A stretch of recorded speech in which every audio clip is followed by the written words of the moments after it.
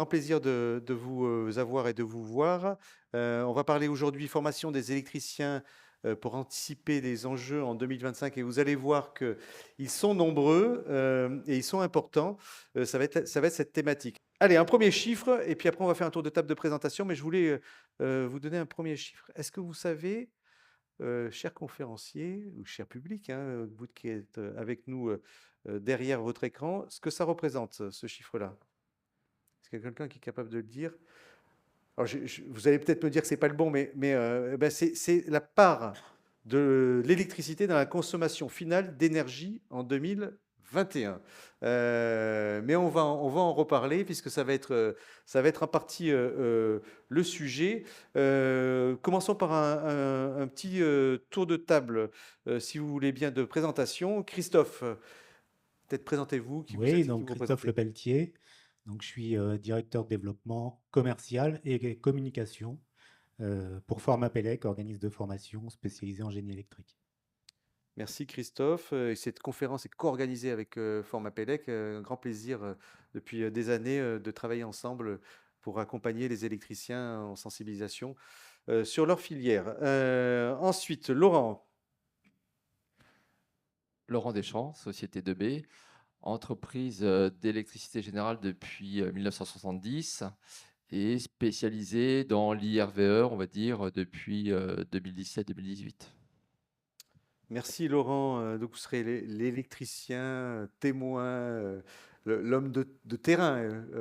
Et merci à vous d'être là également. Ensuite, Yannick. Alors on a deux Yannick, hein, mais Yannick Goulu. Bonjour à tous, donc Yannick Goulu, je suis responsable commercial chez Formapelec. Merci Yannick. Et enfin, Yannick Saint-Roch. Donc, bonjour à tous, merci pour l'invitation. Yannick Saint-Roch, je suis le directeur général du CERS, les entreprises de la transition énergétique et numérique. Voilà, merci Yannick aussi d'être avec nous. C'est la première fois, hein, qu'on fait ce grand circuit ensemble. Donc c'est un grand plaisir de vous accueillir sur ce plateau. Alors justement Yannick, eh ben, gardez le micro. Je vais vous donner même presque la zapette. On a préparé bien entendu, cher public, cette conférence. Et on voulait commencer par quels sont les enjeux d'électricité en 2025. Mais on peut regarder même plus loin que 2025, les enjeux d'électricité à moyen et long terme, oui. Alors effectivement, on va regarder un peu plus loin puisque nos enjeux sont à très long terme. Alors déjà, peut-être quelques chiffres pour reparler du CERS, qui est une organisation qui a un peu plus de 100 ans. Aujourd'hui, le CERS représente un chiffre d'affaires en France de à peu près 24 milliards d'euros, 135 000 collaborateurs directs. Sur l'activité de nos adhérents, il y a trois grands pôles d'activité qui, un gros tiers, comme vous le voyez, 37%, qui sont ce qu'on appelle les infras. C'est l'activité traditionnelle, c'est le transport, distribution d'électricité, tout ce qui va être caténaire ferroviaire, tout ce qui va être éclairage public. Nous avons un deuxième grand pôle d'activité qui sont liés à tout ce qui est l'efficacité du bâtiment, l'efficacité énergétique du bâtiment tertiaire. Alors tertiaire, j'insiste, puisque nos adhérents ne font pas de logement. Un troisième pôle, un peu moins important en termes de volume, qui est l'industrie, tous les process industriels. Alors le plus connu, le plus symptomatique va être le contrôle-commande d'une centrale nucléaire, mais on parlait du froid tout à l'heure, le froid est aussi quelque chose que nos adhérents vont gérer dans une grande surface. J'étais hier à Bordeaux, on parlait de ce que font nos adhérents dans une cave d'un château viticole sur ces mêmes process industriels. Et puis une autre activité qui est transverse à toutes, mais qui va croissante, c'est la maintenance, parce que tout ça, et on en reparlera, c'est extrêmement important, tout ce que nos adhérents vont pouvoir installer, il faut que ça soit maintenu dans le temps pour que ça soit réellement efficace et pour que les clients, y trouvent un bénéfice, un retour sur investissement. Un dernier chiffre qui est important pour nous, c'est la répartition marché privé et marché public. Nous sommes à 70% sur des marchés privés. Alors ça veut dire plusieurs choses. Ça veut dire que sur des marchés privés, on a une clientèle qui est beaucoup plus diffuse, des affaires qui sont plus courtes, qu'il faut aller chercher. Donc aussi une démarche beaucoup plus proactive de la part de nos adhérents que sur des marchés publics plus traditionnels avec des donneurs d'ordre qui sont en position très largement dominante. Donc voilà très rapidement sur le CERS et nos activités. Là, Sur ce slide, vous avez l'ensemble des champs d'intervention présentés un petit peu différemment de nos adhérents. Je n'ai pas cité les réseaux de communication, télécommunications. C'est vrai que le numérique prend une part de plus en plus importante. On va parler, quand on parle de gestion de l'efficacité énergétique, beaucoup de data. Donc il faut pouvoir la collecter et la suivre. On parle d'IRVE. L'IRVE, il y a aussi derrière pas mal de data, notamment sur les moyens de paiement, sur la recharge. Donc tout ça, passe par le canal numérique. Et effectivement, Consuel a raison de dire que c'est un quatrième fluide. Donc j'ai parlé des bâtiments qui effectivement sont à gérer de manière globale. Nous avons effectivement la partie transport, mobilité. Alors il y a bien sûr l'IRVE que nous avons évoqué. Je vous parlais du ferroviaire tout à l'heure, qui est un secteur important.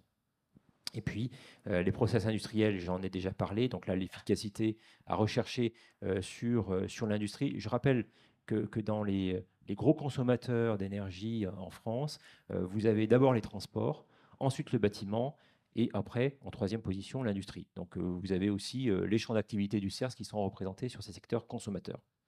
Et puis enfin, la ville intelligente, puisque aujourd'hui on parle beaucoup de smart grid, j'y reviendrai également plus tard. Ce sont des éléments qui vont être porteurs en termes de développement, une vision un petit peu différente de ce que peuvent être les équipements urbains par rapport à l'électricité. Alors, je disais effectivement, on va réfléchir à un peu plus long terme. On peut parler de notre activité de deux manières. Soit on peut dire, eh ben, en fait, les 30 ans qui viennent sont les 30 glorieuses de l'électricité, ou on peut dire aussi, c'est la deuxième électrification de la France. Je rappelle juste qu'il y a un choix qui a été fait, c'est la décarbonation en France. Déjà par rapport à l'adaptation au changement climatique, le choix est d'abord fait de prioriser la décarbonation. Et la décarbonation, en France notamment, passe par l'électrification. L'électrification, ça veut dire plus de production d'énergie électrique, ça veut dire bien sûr la transporter et la distribuer, et ça veut dire aussi s'occuper des usages. Donc ça nous donne un champ d'activité pour les entreprises du CERS qui est juste considérable. Je rappelle effectivement les 6 nouveaux EPR qui sont prévus, potentiellement 8 supplémentaires. Mais à cela s'ajoute le maintien du parc existant. Là aussi, on a un parc existant nucléaire qui était prévu pour 40 ans, qui va passer à 50, donc voire à 60. Les Américains font du 70 ans, hein, donc il y a encore de la marge, donc il faut le maintenir. Donc là, c'est une activité importante pour nos adhérents. Il y a la question des SMR, alors que nous sommes, à ce jour, nous ne sommes pas en capacité d'évaluer le besoin que ça va représenter et à quel point ça va se développer, mais il y a ce sujet-là qui sera certainement une solution pour les industriels pour se décarboner. SMR pour de l'acronyme, est-ce qu'on le Alors, parce que ça c'est vous allez me faire parler anglais, ce qui n'est pas bien parce que j'ai un accent épouvantable, c'est small... je vais oublier. C'est les petits réacteurs nucléaires. J'ai oublié l'acronyme. OK. Ça va vous éviter mon anglais. Mais donc, ce sont des petits réacteurs nucléaires qui peuvent être opérés par des opérateurs privés qui ne sont pas nécessairement liés à EDF. OK. Et donc, ils sont potentiellement Ah oui. une source. Ouais, ça c'est une grande nouveauté alors du coup, aussi dans la relation qu'on a au maître d'ouvrage, au client, C'est une grande nouveauté, effectivement, sur la relation avec le donneur d'ordre. C'est une grande nouveauté pour l'autorité de sûreté nucléaire. Et c'est certainement, par contre, une voie à réfléchir. ArcelorMittal, qui fait partie des électro-intensifs, réfléchit à implanter sur ses aciéries un SMR pour pouvoir, effectivement, alléger sa consommation énergétique. Mais là-dessus, effectivement, c'est une nouveauté totale. Les premières autorisations ont été données là cette année, il y a quelques mois. Donc, on est très loin de l'exploitation, on est très loin de la mise en service. On ne sait absolument pas ce que ça peut représenter sur le territoire national. Mais c'est un potentiel. Ensuite, la production énergétique ne passera pas que par le nucléaire, elle passe par d'autres moyens aussi. Alors, j'ai cité le photovoltaïque parce que c'est vrai que nos adhérents sont plus particulièrement axés sur le photovoltaïque. L'éolien est un peu plus lointain. Il ne vous aura pas échappé que l'éolien terrestre n'a pas pris en France et que c'est plutôt l'éolien en mer qui se développe sur des grandes centrales. Donc là, nos adhérents sont moins présents. Par contre, sur le photovoltaïque, ils sont très présents. Là, j'aurai aussi l'occasion de revenir sur ce sujet-là. Quand on produit de l'énergie, il faut l'amener au lieu de consommation. Donc, beaucoup de travaux pour le réseau de transport et de distribution, que ce soit RTE et Enedis, chacun 100 milliards d'euros d'investissement. Alors, il y a bien sûr le développement des réseaux liés à la création des EPR, mais pas que. C'est que nous avons un réseau existant qui aujourd'hui est de très bonne qualité, un très bon maillage. Il commence quand même à être un peu ancien, et c'est surtout qu'il n'a pas été conçu pour les ENR. C'est-à-dire qu'aujourd'hui, un transformateur, enfin, le réseau de distribution d'électricité et de transport d'électricité n'est pas prévu pour que une production décentralisée d'énergie électrique. Il est prévu pour une production relativement centralisée. Donc il va falloir l'adapter aussi à cet élément de production décentralisée. Et puis, vous parliez du changement climatique, il faut aussi l'adapter au changement climatique qui se profile à l'horizon. La 100 milliards, finalement, c'est 2 fois 100 milliards. C'est 2 fois 100 milliards, Donc tout c'est à fait. 200 milliards au Oui. total. Hein. Si on parle, donc là, c'est 200 milliards au total sur transport et distribution d'électricité. C'est à ce jour 67 milliards sur les EPR qui sont prévus. Donc, on est déjà sur 267 milliards d'investissements qui sont prévus sur ces deux aspects. Réseau de communication, il y aura un travail qui est relativement important à venir. Alors même si en ce moment on est sur la fin du plan fibre et on considère que le travail est fait, il reste des choses à faire, et notamment le décommissionnement du cuivre, qui va être une partie importante, mais également la résilience du réseau, qui sera un sujet important également de travaux pour nos entreprises. Et puis le bâtiment. Ça fait partie des secteurs d'activité. Je vous le disais, c'est un des secteurs qui consomme le plus d'énergie, donc sur lequel il y a le plus d'attentes en termes de réduction de la consommation énergétique. Il faut savoir que sur le bâtiment aujourd'hui, donc il y a un décret qui s'appelle le décret VAX, qui oblige les bâtiments d'une certaine superficie à être équipés d'un système de gestion, une GTP. Et en fait, aujourd'hui, il n'y a que 10% du parc qui soit équipé. Ça veut dire qu'il y a 90% du parc à équiper. Donc voilà, donc 30 ans de boulot pour nos adhérents. Alors il y aura des hauts, des bas. Hein. Sur 30 ans, ça ne peut pas être linéaire et croissant de manière permanente. C'est bien sûr aussi un peu assujetti à l'état des finances publiques, forcément. Il n'empêche que tous ces objectifs ont été rappelés, redits. Et la date est importante, ont été rappelés, redits le 10 juillet par la France, qui a envoyé son plan national énergie-climat à l'Europe. Le 10 juillet, l'administration française a attendu le résultat des élections, considéré que le résultat des élections ne venait pas, de quelque manière que ce soit, modifier les objectifs que la France s'est fixés en termes de décarbonation. Oui. Donc, l'objectif, c'est l'électrification. Oui, de toute façon, l'électrification, la trajectoire qui est prise, celle-ci, c'est une trajectoire industrielle, donc on peut pas l'inverser, on ne va pas revenir au pétrole, au charbon et au gaz, en tout cas fossile en France. Donc, ça n'aurait aucun sens, même si sur le nucléaire, on a eu des allers-retours dans le passé qui ont quand même été assez dommageables, mais ça n'aurait strictement aucun sens. La compétitivité de l'économie française va passer par justement cette énergie décarbonée qu'est l'électricité, que nous arrivons à produire à un coût moindre que d'autres énergies, d'autres sources d'énergie. Donc ça fixe le cadre, Yannick, et bon, il y a d'autres diapos. Ça fixe le cadre général et donc il donne une perspective à long terme hein, là pour les électriciens.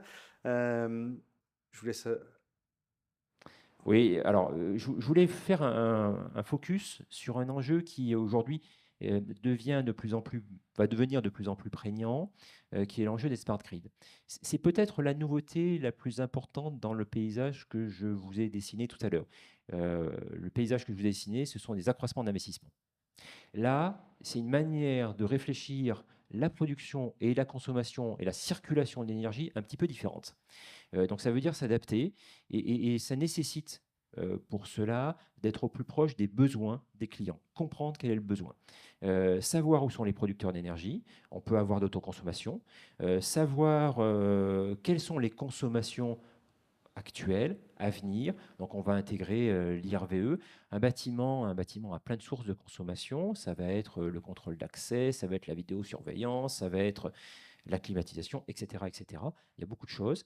Donc c'est comprendre tout cet aspect-là, en faire une sorte de boucle vertueuse, ce n'est pas un cercle, mais une boucle vertueuse, pour que l'ensemble du système soit efficace, pertinent, pour pouvoir répondre à tous ces besoins qui auront été exprimés par le client. Donc là, on est avec poussons au CERS sur l'autoconsommation collective qui doit pouvoir permettre de favoriser cette réflexion-là. Ouais. J'entends parler de flexibilité aussi des réseaux. On est dans la même logique, hein, Oui, alors la flexibilité est un élément important, c'est un élément très important notamment pour RTE, on travaille beaucoup avec eux sur ce sujet, puisque la flexibilité, c'est ce qui va permettre de gommer les pics de consommation. Alors après, on peut avoir une vision un peu plus technique de la flexibilité et se dire que c'est la résultante de bâtiments d'usage qui sont extrêmement bien pilotés. Donc, il faut, enfin, nous favorisons le pilotage au sens global des usages pour pouvoir permettre la flexibilité. Voilà, merci Yannick d'avoir déjà brossé là, ce tableau de ce point de départ. Alors, Laurent, pour continuer, peut-être un retour là, plus terrain, hein, bien sûr, et vous êtes attendu là-dessus, sur ce sujet. C'est vous, vos clients, parce que vous êtes en contact avec des clients au quotidien, Laurent, quelles sont leurs attentes vis-à-vis de l'électrification? Est-ce qu'ils voient ces enjeux-là? Ils commencent à mettre des choses en place? Oui, alors si Yannick a parlé effectivement des grandes entreprises sur les infrastructures au niveau national, les enjeux au niveau du particulier ou des copropriétés sont à peu près les mêmes. Donc, moi, je fais partie d'un réseau d'entreprises, d'installateurs qui sont partenaires d'EDF. Donc, c'est 2500 entreprises sur l'ensemble du territoire. Et les remontées qu'on peut avoir on fait à peu près le même constat. Les particuliers, les copropriétés deviennent très attentives aux économies d'énergie pour passer à l'autoconsommation.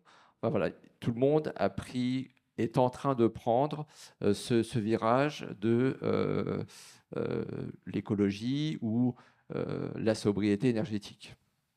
Donc ça impacte, enfin ça concerne plutôt pour les particuliers l'isolation intérieure, l'isolation extérieure, mais aussi les panneaux photovoltaïques. Là aussi, il y a un gros marché qui intéresse les entreprises.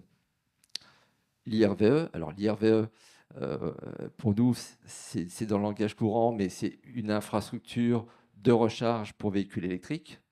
Donc, chez le particulier, c'est la borne de recharge pour le véhicule électrique.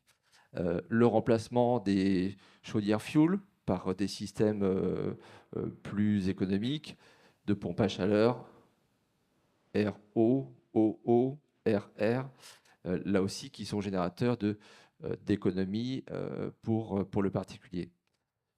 Dans le domaine des copropriétés, on a les mêmes inquiétudes ou le même intérêt pour qu'il y ait une sobriété énergétique. Donc l'installation de panneaux photovoltaïques, la modernisation des systèmes de chauffage. Donc là aussi, beaucoup de travail, mais aussi des demandes de montée en compétences de nos entreprises de réseau. Voilà, on est à peu près sur les mêmes objectifs que le CERS à l'échelle du particulier, de la copropriété. Justement, Ou des PME, PMI qui nous sont en proximité. Justement, vous tendez la perche à Yannick hein, sur la montée en compétences. Yannick, finalement, on voit donc des gros enjeux nationaux. Quand on descend au niveau du particulier, de la copropriété, bien entendu aussi des enjeux qui sont alignés hein, d'ailleurs. Et comment est-ce qu'on fait pour avoir effectivement les hommes et les femmes qui vont permettre de répondre à ces besoins, parce qu'il faut quand même des personnes qui vont être sur le terrain. Donc tout à fait. Donc clairement, aujourd'hui, pour pouvoir répondre aux enjeux hein, de consolider le réseau de transport, il faut des personnes qualifiées, formées. On sait que pour une entreprise, c'est compliqué aussi de pouvoir dégager du temps pour former des salariés. Et donc, nous, on a pensé à créer des parcours de formation modulaires. Alors, juste avant de rentrer dans ces parcours, est-ce qu'aujourd'hui, les entreprises, elles vous appellent, elles ont besoin de beaucoup de personnes? Est-ce qu'elles trouvent les personnes facilement? C'est quoi un p je parle presque de marché de l'emploi, de l'électricien? Alors bon, bah, on va pas se mentir, hein, c'est un métier qui est en tension. Donc aujourd'hui, les entreprises sont vraiment à la recherche de personnes qualifiées, d'où voilà, nous, notre proposition, c'est de créer des parcours modulaires pour des personnes qui veulent voilà, se réorienter dans une filière qui embauche, voilà, en reconversion professionnelle, ou Ouais. pour développer des compétences en interne dans les différentes entreprises. Donc c'est des personnes qui nous écoutent aujourd'hui, bon vous avez compris, qu'il y a des choses à faire dans la partie, électrique, et donc vous pouvez, leur offrir la solution pour, et après derrière elles trouvent un emploi sans difficulté j'imagine. Alors ces parcours, modulaires, Donc, on a créé 4 parcours de formation sur le métier de monteur réseau. Donc, des parcours modulaires avec des durées optimisées, des packs sécurité et surtout un parcours qualifiant qui va permettre de mettre à disposition donc, voilà, des monteurs qualifiés. Donc, on a créé 4 parcours de formation. Le premier, c'est un parcours souterrain, hein. Donc, il y a 10 modules de formation, 26 jours de formation au total. Donc, on va reprendre les bases de l'électricité, donc comprendre les fondamentaux, les règles d'usage, et ensuite, on va pouvoir enchaîner vers une habilitation d'ordre de sécurité électrique pour leur apprendre à travailler en sécurité, pour réaliser des travaux, des interventions, des consignations. Ensuite, on va les former sur 3 jours sur comment raccorder un câble en basse tension à l'isolation synthétique sur tout type d'émergence, qui sera également un prérequis pour la suite intervenir donc pour faire des travaux sous tension. Donc on a un module de base qui est le TSTO200. On va revoir toutes les fiches techniques en vigueur, les conditions d'exécution du travail, l'outillage agréé, et qui permettra par la suite de pouvoir former les personnels aux travaux sous tension. Les prérequis pour pouvoir être formé sous tension, c'est déjà de maîtriser leur tension. Donc on va les former à la confection d'accessoires en câble à isolation synthétique, en câble à isolation papier, mais également, on va, vu que Forum Pellec est également centre d'examen, donc on propose une épreuve de certification des monteurs, et on pourra délivrer, si le résultat est positif, en théorie et en pratique, une carte de certification. ouais. Donc un module, voilà, un module qualifiant qui permet donc de pouvoir installer et raccorder dans les règles de l'art des accessoires souterrains en basse tension. En basse tension. Et ça, ce parcours, donc c'est la totalité hein, du parcours. Ça, c'est la totalité du parcours. Donc, en fonction du profil du candidat, il peut intégrer soit le début du parcours ou le milieu pour se perfectionner en travaux sous tension. Très bien, ça c'était pour le premier. Donc, alors, une fois souterrain, on est aérien. Alors, on a également l'aérien. Donc là, on va reprendre les bases qu'on a vues tout à l'heure, qui sont donc les prérequis. Donc, les fondamentaux en électricité, l'habilitation électrique, le raccordement hors tension des câbles en émergence, le module de base. Mais là, on va passer à un autre step. Ça va être les travaux hauteurs. Donc, on va apprendre aux stagiaires les différents types d'ascension sur des poteaux bois, béton et métallique. Ensuite, il y aura une adaptation professionnelle sur les réseaux aériens hors tension. Je crois d'ailleurs, c'était une petite aparté, il n'y a plus de poteaux bois aujourd'hui, me semble-t-il. Je vois que des poteaux métalliques qui sont installés. Il en existe encore. Il en existe encore. Ouais, il en existe encore. Ah donc ouais. ça fait partie des référentiels. Ouais. Donc voilà, on est obligé de les former sur ces 3 types Ah oui. de poteaux. Donc une adaptation professionnelle sur les réseaux aériens hors tension. Et puis pour finir, travaux sous tension sur réseau aérien en 8 jours. Voilà. Donc là, on peut être en haute tension aussi là ou c'est Non, là on n'est que sur la basse tension. sur la basse tension. Ouais. On a donc un autre parcours branchement. Donc là, on est sur de l'aérien, mais limité. Le parcours aérien était relativement long. Donc il y a aussi la possibilité de pouvoir spécialiser des monteurs sur une partie branchement aéro-souterrain. Donc à nouveau, les bases d'électricité, l'habitation électrique, les émergences. Et puis une adaptation professionnelle au branchement aéro-soute pour finir sur une formation initiale en travaux sous tension, branchement aéro-souterrain. Donc tout ça sur 22 jours. Et pour finir, donc un parcours en éclairage public. Donc on peut retrouver les différents modules que j'ai détaillés ultérieurement. Donc là, on a une adaptation professionnelle sur le réseau d'éclairage public hors tension. Une formation bien spécifique à la maintenance et au câblage du réseau d'éclairage public. Et puis, une formation travaux sous tension. Donc, le tout sur 23 jours. Donc, comme vous pouvez le voir, aujourd'hui, chez Formapelec, on est en mesure de pouvoir accompagner les entreprises pour former donc, des futurs monteurs qualifiés, certifiés, avec un pack sécurité. Est-ce que quand un monteur prend un parcours, des fois il en prend plusieurs parcours Il peut prendre pour plusieurs plusieurs... parcours. Ouais. Tout à fait. Ouais. Il peut choisir le parcours souterrain comme le parcours aérien. L'avantage, c'est que nos sessions sont des sessions planifiées, donc en inter-entreprise. On peut répondre à la demande, faire du sur-mesure pour une entreprise, mais également on peut former sur la totalité des modules, sur toute l'année, des personnes sur les différentes entrées. Sur ces parcours-là, est-ce qu'il y a la maintenance également Tout à fait, tout à fait. Ouais. Donc ça fait partie de la maintenance, effectivement, pour consolider le réseau. Il y a énormément de maintenance, donc la confection des accessoires, la maintenance du réseau de distribution, la maintenance de l'éclairage public, tout est compris dedans.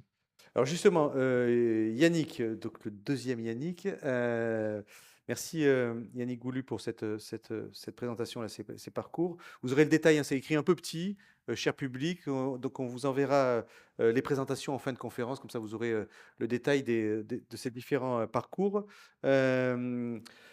Parlons un peu de maintenance et d'entretien des installations. Parce qu'on voit qu'on électrifie, donc on déploie, il y en a de plus en plus, et donc il faut assurer une qualité de service, et donc la maintenance devient centrale.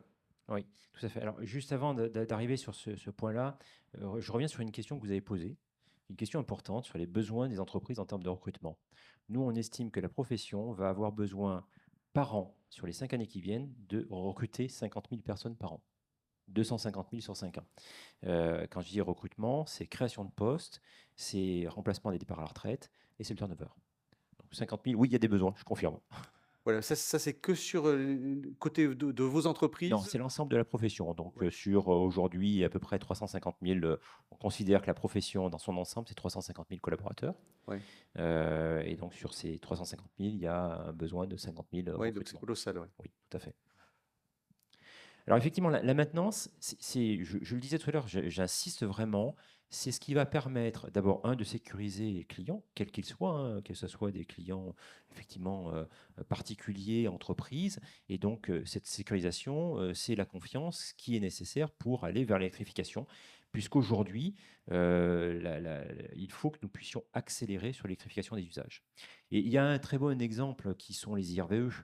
Aujourd'hui, quand vous regardez et donc les différents sondages qui sont faits auprès des Français, quels sont les freins pour basculer sur le véhicule électrique? Alors, outre l'acquisition du véhicule qui reste encore problématique dans son coût et dans l'inexistence d'un marché d'occasion, si on dépasse là, c'est est-ce que je vais avoir à disposition une borne qui va me permettre de recharger? C'est la question essentielle. Alors, cette question-là, elle peut être vue de deux manières. Est-ce que nous avons un parc de bornes suffisant? C'est une première question qui, à mon avis, sera traitée, est en voie d'être traitée par différents aspects. Mais surtout, la première question, c'est est-ce que quand je vais arriver, les bornes vont être en état de fonctionnement? Et aujourd'hui, pour vous donner un ordre d'idée, l'acceptabilité tourne à un parc à 90% en état de fonctionnement. C'est-à-dire qu'il y a très peu de possibilité à avoir une borne qui ne fonctionne pas. Donc il faut absolument le maintenir. Ça, c'est absolument essentiel pour pouvoir basculer un peu plus sur les IRVE que nous le sommes aujourd'hui. Je le disais, effectivement, l'autre point, c'est la disponibilité sur l'ensemble du territoire, avec un maillage qui est une garantie d'être le plus complet possible, mais qui est complexe, puisque vous allez avoir du parc privé, du parc public, du réseau autoroutier. Donc tout ça, il faut bien faire en sorte que cela se maille de manière correcte. Dans le parc privé, vous avez et les entreprises et les particuliers à domicile. Vous avez tout ce qui va être grande surface ou autre. Donc voilà, il faut s'assurer que ce maillage-là soit cohérent, suffisant. Et suffisant en France, on a l'habitude de dimensionner au plus haut. C'est-à-dire qu'aujourd'hui, le parc, le réseau d'IRVE tel que nous pensons, c'est est-ce que sur l'autoroute des vacances, le 31 juillet, j'ai bien toutes les bornes qui vont bien sur la bonne autoroute. Mais il y a aussi tout le maillage qu'il faut avoir au quotidien. Et moi, je me souviens avoir assisté à une conférence avec un maire qui expliquait, je ne sais pas, moi, vu la configuration de mon village, puisque c'était un village, configuration entre un ravin et une falaise, bah, j'ai une rue et bah, je ne sais pas trop où installer mes bornes sur ma rue. Voilà, donc il y a aussi toute cette réflexion-là à avoir pour avoir le bon maillage territorial. Et puis, bah, on est quand même sur des enjeux, il ne faut pas les négliger. Vous avez tout dans la question de la maintenance, vous avez le paiement, puisque derrière une borne IRVE, alors sauf quand elle est privée, où on va être sur un système un peu différent, quoique, il y a de la data. Qui dit data dit cybersécurité, qui dit paiement dit aussi il y a de la précaution particulière. Donc il faut aussi penser à toute l'exploitation du parc d'IRVE. Donc ces éléments sont importants. Voilà, donc là, il y a tout ce qui est électrification, mais aussi il y a tous ce qu'on appelle courant faible, ou enfin la data, comme vous dites, c'est-à-dire qu'il faut piloter tout ça, il faut que ça fonctionne avec le smartphone de l'utilisateur, la voiture de l'utilisateur. Donc, il faut que toute cette chaîne, elle fonctionne, parce que s'il y en a une qui est défaillante, finalement, on n'arrive plus à recharger sa voiture. Totalement. Et puis, on peut aussi signaler qu'un certain nombre d'IRE sont équipés de panneaux photovoltaïques pour les alimenter. Donc, il faut encore que les panneaux photovoltaïques fonctionnent bien pour que la borne puisse fonctionner. Oui, tout ça est en lien. On revient sur... C'est une borne IRVE. Je parlais de Smart Grid tout à l'heure. On est à petite échelle, mais on est quasiment sur une Smart Grid. C'est-à-dire qu'il va y avoir plein d'usages, plein de connectivités liées à l'IRVE. Il faut pouvoir les maintenir pour que tout fonctionne. Vous avez raison, le téléphone. Aujourd'hui, le paiement va se passer par téléphone, hein, dans la plupart des cas. Donc, il faut qu'effectivement la connectivité soit la bonne, etc., etc. Oui, tout à fait. Oui. Le deuxième point, qui est un exemple aussi sur l'importance de la maintenance, c'est le photovoltaïque. On en a parlé. Le photovoltaïque, aujourd'hui, il y a un développement qui est très fort. Si on se souvient bien, pour ceux qui, comme moi, ont quelques cheveux blancs, il y a 15 ans de ça, il y a eu un gros mouvement sur le photovoltaïque chez les particuliers et qui a moyennement réussi. Pourquoi? Parce qu'à l'époque, nous n'étions pas en capacité d'entretenir, de maintenir le matériel qui était installé. Et donc, les particuliers ont installé du matériel, à l'époque chinois, les choses n'ont pas trop changé en l'occurrence, mais essentiellement chinois. Personne en Europe était capable de maintenir. Donc, ils ont vu leur performance chuter très, très rapidement.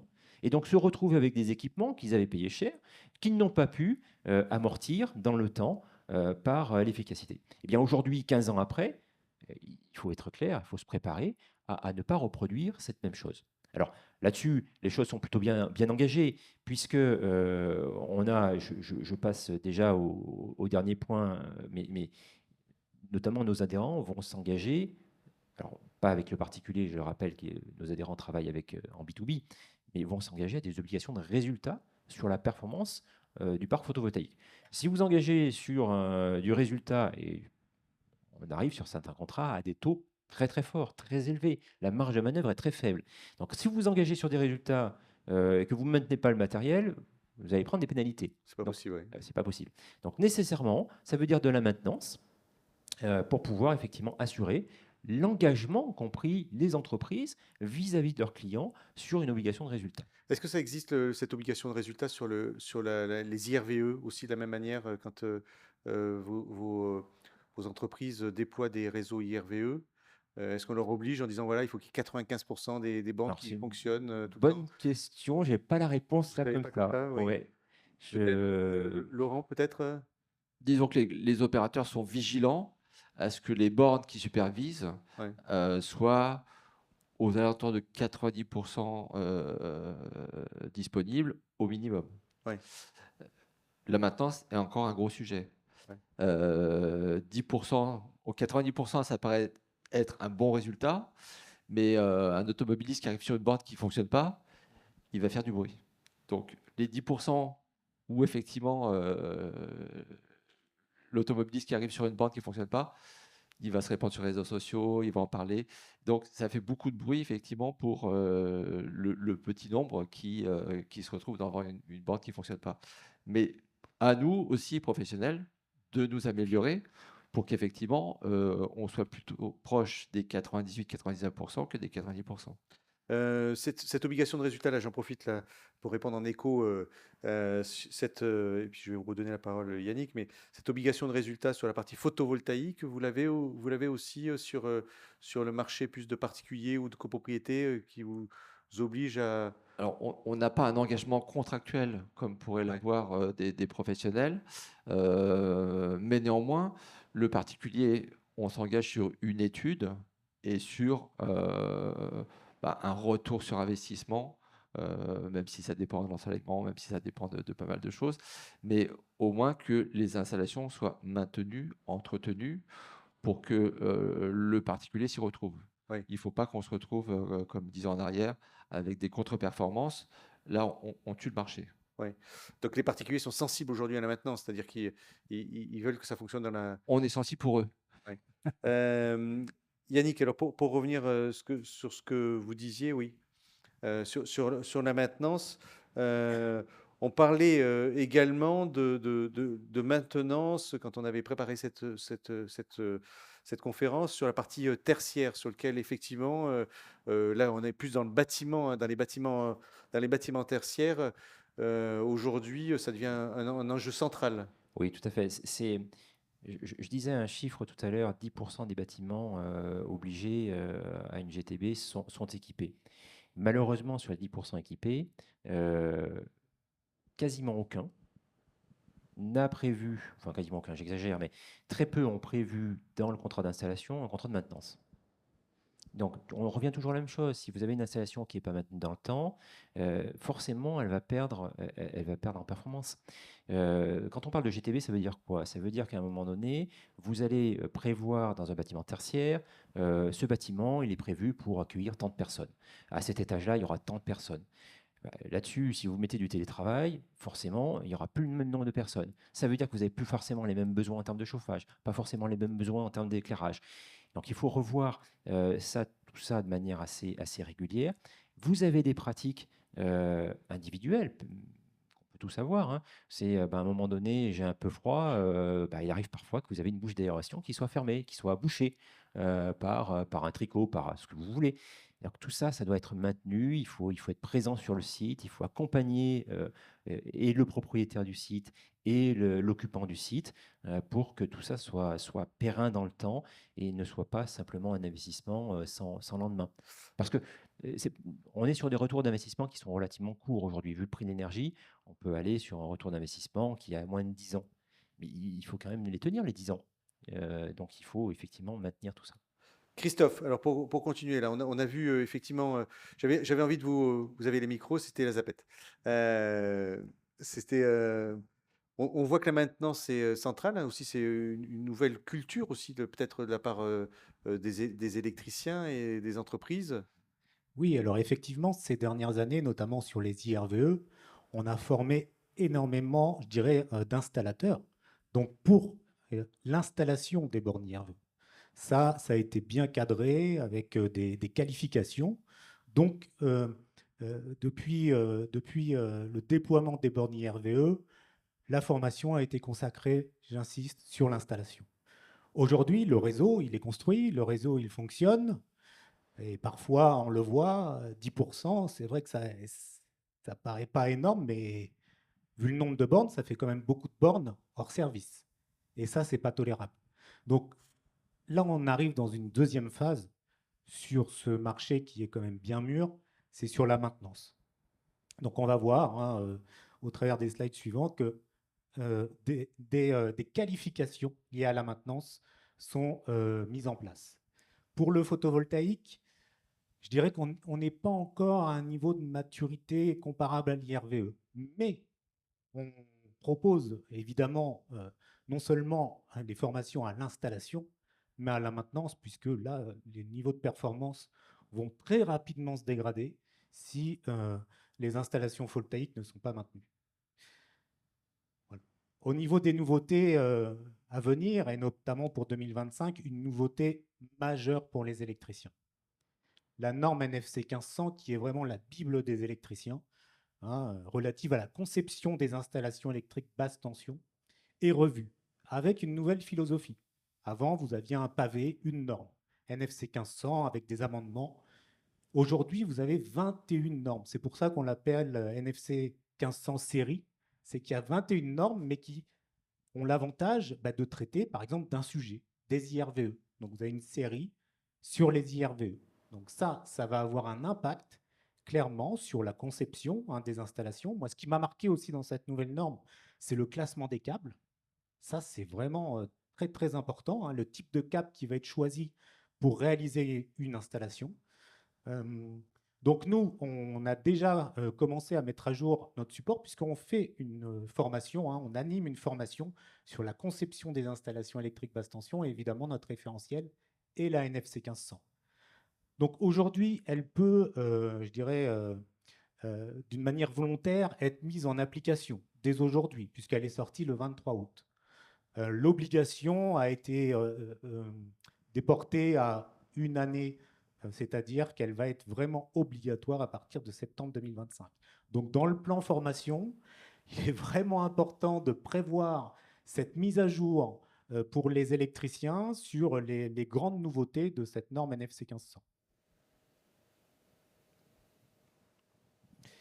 Au niveau des nouveautés également, on parlait de la maintenance, où maintenant, effectivement, l'installation des bornes est en nombre déjà conséquent, et il faut maintenir ces bornes. Nous avions déjà le niveau 1 qui correspond en fait aux bornes de niveau 1 les plus simples, en alternative, qui ne sont pas communicantes.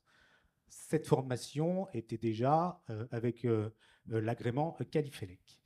Depuis juillet, nous sommes d'ailleurs le premier organisme indépendant à être qualifié, à pouvoir délivrer cet agrément MA2 et MA3. MA2 concerne les bornes communicantes en alternatif, et c'est le parallèle en fait de l'installation avec le niveau P1, P2, P3. Et le niveau 3, qui va être le type de borne que l'on a sur l'illustration, là, ce sont les grosses bornes de recharge qu'on peut voir sur le réseau autoroutier notamment, pas seulement, mais elles sont quand même impressionnantes, ces bornes, et on se dit, mais quelle quantité d'énergie il faut pour alimenter ces bornes, et là maintenant, c'est vraiment important. Donc, elles, ce sont vraiment les bornes les plus complexes, très puissantes, et qui fonctionnent, qui vont nous recharger en courant continu. Donc, on propose ces deux nouvelles formations, et donc il y a une obligation, il y a une obligation d'être formé, d'être formé pour pouvoir maintenir ces bornes.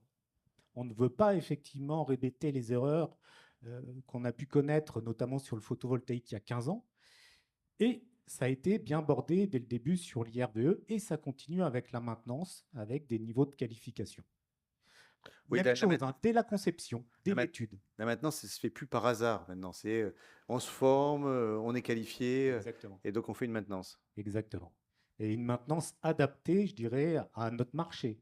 Si j'installe que des bornes chez le particulier, je vais avoir un niveau de maintenance MA1 qui est largement suffisante pour ce que je fais. Par contre, si je commence à installer et être qualifié pour installer des bornes de niveau 2, je vais aussi proposer le contrat de maintenance, assurer la maintenance. Et là, je vais passer mon niveau IRVE MA2.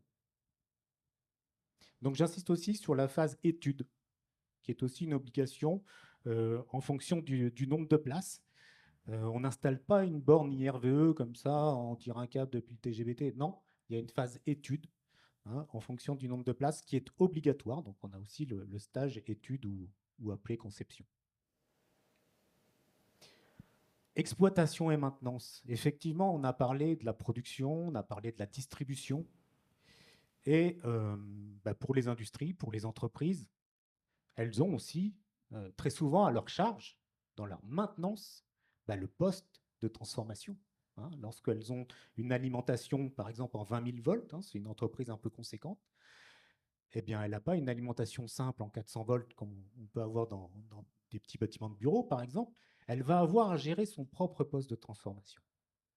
Et donc, on a une formation qui s'appelle CEL10, qui dure une semaine, où là, dans le poste de transformation, donc là je parle de la côté cellule haute tension, côté 20 000 volts, où on va, d'ailleurs on le voit sur l'illustration, hein, ce sont des stagiaires qui font une opération de maintenance. On voit que c'est assez poussé puisqu'ils ont démonté les cellules haute tension et ils réalisent l'opération de maintenance. Donc c'est un stage de 5 jours qui rencontre vraiment un succès, je dirais, important, puisqu'il y a finalement très peu de, quand on regarde côté électricien, il n'y a pas tant d'offres que ça. Je veux me former à la maintenance d'un poste haute tension, il n'y a pas tant d'offres. Et avec des plateaux techniques comme on a, c'est-à-dire qu'on voit derrière, on aperçoit le transformateur, hein, donc on a vraiment une configuration type et des installations que les électriciens retrouvent sur le chantier ou dans leur contrat de maintenance.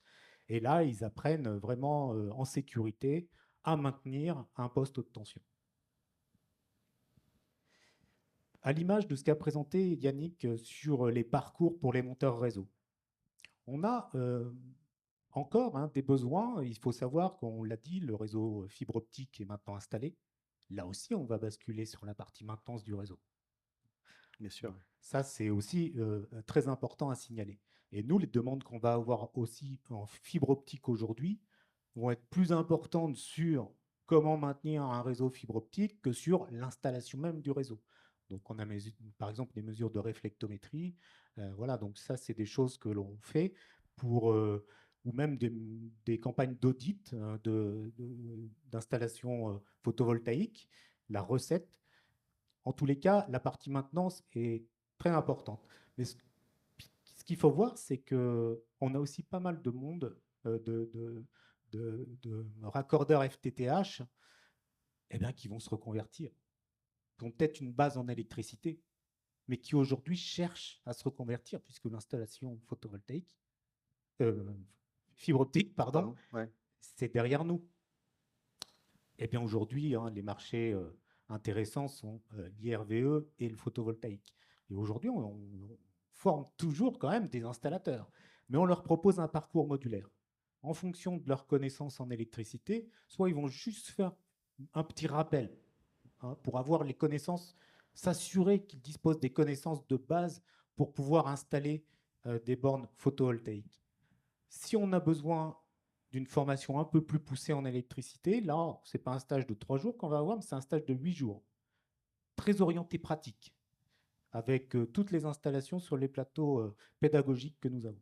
Donc ça, c'est pour le socle mini, avant d'intégrer, je dirais, la formation IRVE, P1, P2, P3, et bien sûr l'habilitation électrique, qui est aussi un prérequis, tout comme pour les monteurs de réseau. Après, là, on a mis IRVE P1, P3, parce qu'on peut installer toutes les bornes. On peut très bien faire un parcours seulement pour le P1, le P1, P2, voilà. Et la nouveauté aussi 2025, puisqu'en fait, c'est un retour qui nous a été fait. C'est très bien. Moi, je viens du métier de la fibre. J'avais des connaissances, des prérequis en électricité, j'avais un BTS électrotechnique, tout ça.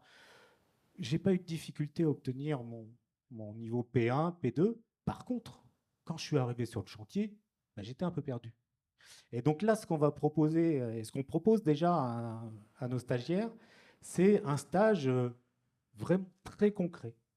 En 5 jours, ils vont installer des bornes IRVE. D'accord ? Donc là, c'est vraiment une formation chantier. Et c'est un plus qui nous a été demandé. D'accord, il y a la qualification, c'est très bien, je sais installer en théorie. Mais moi, j'ai besoin, il y a du génie civil, j'ai besoin de savoir le socle, comment je fais, comment je fixe ma borne. Il n'y a pas que le côté électrique. Oui, et c'est ce qu'on aborde dans ces 5 jours de formation. Tout l'environnement, finalement. Exactement. Et là, on a la chance d'avoir inauguré au mois de mai, pour Pharmapelec, un site à Changy-sur-Marne, en Seine-et-Marne, où notamment on peut faire cette formation. Juste une précision, effectivement, on a les agréments de Qualifelec, de l'AFNOR et sur le niveau P1 aussi de Qualité NR pour les bornes IRVE. Sur le photovoltaïque, c'est la même démarche. C'est de dire, effectivement, peut-être, vous savez, on anime encore des parcours Linky. Ça peut paraître un peu étonnant, mais il y a encore des formations initiales Linky, donc pour les compteurs Linky. Eux, c'est pareil, ces techniciens qui ont installé en masse les compteurs Linky ont besoin de se reconvertir, que ce soit en IRVE ou en photovoltaïque. Et vous voyez que globalement, c'est le même modèle. Là, on propose 7 modules jusqu'à 21 jours de formation. Toujours dans l'esprit de dire, ben voilà, il faut quand même que ça soit des formations entre guillemets quand même courtes. On avait le problème sur les monteurs réseau où là, on avait une formation très très longue et du coup, c'était très compliqué pour les entreprises. Là, on essaie de faire des formations courtes qui sont, comme le disait Yannick, même modulables dans le temps, puisque ce sont des parcours qui sont constitués de stages que nous avons au catalogue. Donc là, les bases de l'électricité, j'ai des bonnes bases, j'ai des moins bonnes bases, l'habilitation électrique, une particularité pour le photovoltaïque à ne pas négliger, puisque je vois trop euh, lors de mes sorties ou sur les réseaux d'interventions qui ne sont vraiment pas en sécurité, où on voit les techniciens installateurs debout sur la toiture en pente sans être assurés, sans rien du tout. Il y a la notion quand même sécurité, travaux en hauteur qui est très importante et malheureusement, si ce n'est pas pris en compte, on va droit à des catastrophes puisque, d'accord, peut-être que des couvreurs vont se mettre au métier du photovoltaïque et eux, ils ont l'habitude de travailler sur les toits. Mais là, on touche les électriciens qui n'ont pas forcément les connaissances et, en matière de sécurité, d'intervention sur ce type de toiture. Et ça, c'est vraiment important. Donc le socle, la partie sécurité, et puis derrière, toujours des formations qualifiantes pour l'installation ou la maintenance. Que ça soit Qualifelec ou que ça soit Quali-ENR, afin d'obtenir la mention RGE, qui permet d'avoir un référent technique dans l'entreprise, hein, ce qui est je dirais, une obligation aujourd'hui pour déposer nos dossiers et puis être couvert par nos assurances. Voilà, merci pour cette présentation là sur les formations, notamment qualifiantes. Laurent, je voulais avoir votre témoignage finalement pour répondre en écho à ce que vient de dire Christophe, parce que je crois que vous, quand on a préparé, je me suis dit, tiens, ça tombe bien, vous êtes formé là récemment au photovoltaïque parce que c'était des besoins que vous aviez pour répondre aux besoins de vos clients. Ça répond exactement à ce que vient de dire Christophe. Nous, on a commencé, on avait une qualification Qualifelec LCPT, logement, commerce, petit tertiaire. La qualification de base, on va dire, de l'électricien. Il y a 5 ans en arrière, dans le réseau dont je parlais tout à l'heure, le réseau synertiel, des entreprises partenaires d'EDF, EDF est venu nous voir en nous disant, voilà, on commence à avoir des demandes d'installation de bornes de recharge en copropriété. Comment on fait? Donc, on a commencé par expérimenter des solutions qui étaient des solutions finalement qui étaient similaires à une solution opérateur, et a émergé la solution de la colonne horizontale où on installe une colonne sur laquelle va être raccordé des compteurs Linky et sur lequel on va raccorder des bornes de recharge. Donc, pour pouvoir faire ça, il a fallu se former d'abord à l'IRVE P1 et puis aussi à la colonne montante, CM0. Ensuite, chemin faisant, on rencontre des copropriétaires qui sont chefs d'entreprise et qui nous disent venez installer des bornes de recharge dans nos entreprises. Ces bornes de recharge, nous, on a besoin de connaître qui se recharge, combien ça coûte. Donc là, c'est des bornes de recharge communicantes. Donc formation P2. De la même manière, encore un petit peu plus tard, une entreprise vient nous voir en disant moi, j'ai besoin d'un superchargeur pour recharger mon camion électrique en 1 heure. Pendant la pause de déjeuner, on veut que le camion Volvo 230 kg de batterie se recharge en 1 heure pour pouvoir faire le trajet et la charge pleine. Donc là, formation P3 et IRVE3 pour installer des chargeurs DC. Là, récemment, on commence à avoir des demandes d'installation de carport. Le carport, c'est une ombrière avec des panneaux photovoltaïques qui permettent de recharger la bande de recharge de IRVE. Donc, voilà, qualification PV36. Voilà. Donc, on suit le marché, mais ça implique, nous, de nous former pour que nos installateurs, nos techniciens puissent réaliser ces travaux. Donc là, pour le photovoltaïque, ce que je disais à Yannick et à Christophe, c'est que nous, on s'est associé à un couvreur qui va faire la partie en toiture et nos installateurs vont faire le raccordement électrique. Ah, voilà, Mais on voit que c'est tout un panel de formation pour pouvoir adresser ces chantiers. Oui, parce que c'est des nouveaux métiers aussi pour certains, et donc ça, des nouvelles compétences. Et des fois, vous dites, bon, ça, je ne fais pas, c'est un autre métier, mais je ferai la partie électrique sur le toit. Par exemple. Oui. Aujourd'hui, là, sur les contraintes maintenance, ça, on en a à peu près parlé. Alors, je voudrais juste terminer sur un sujet, parce que je vois l'heure qui tourne. On a pas mal balayé les sujets, mais 1 heure, ça passe hyper vite, hein, finalement. Vous avez vu, cher conférencier, on aimerait passer 1 heure de plus. Mais juste sur la cybersécurité, est-ce que c'est un petit aparté, parce qu'on en entend beaucoup parler, on se fait hacker, ces serveurs. Est-ce qu'aujourd'hui, vos adhérents, c'est des sujets sur lesquels ils sont beaucoup appelés, ils sont sensibilisés? Alors, les deux, s'ils sont sensibilisés, ça fait partie aujourd'hui, la cybersécurité est quasiment un lot à part entière dans certains appels d'offres.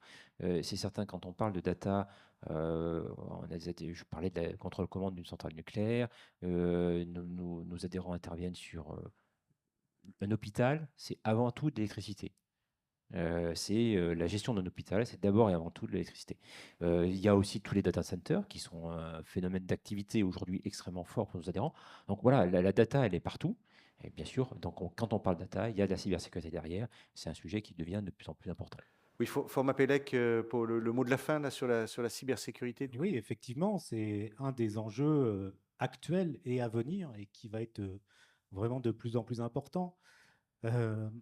Moi, je pense aussi aux très petites entreprises voilà, qui ne sont pas aujourd'hui encore sensibilisées. Tout le monde est touché. Tout le monde est touché. Nous, en tant que particuliers, la grosse entreprise, l'hôpital, le data center, peut-être le réseau de production, la centrale photovoltaïque, la voiture. Donc aujourd'hui, le minimum à engager pour l'ensemble des entreprises, il ne faut pas croire que ça n'arrive qu'aux autres. Nous-mêmes, Format Pélec, on a été victimes.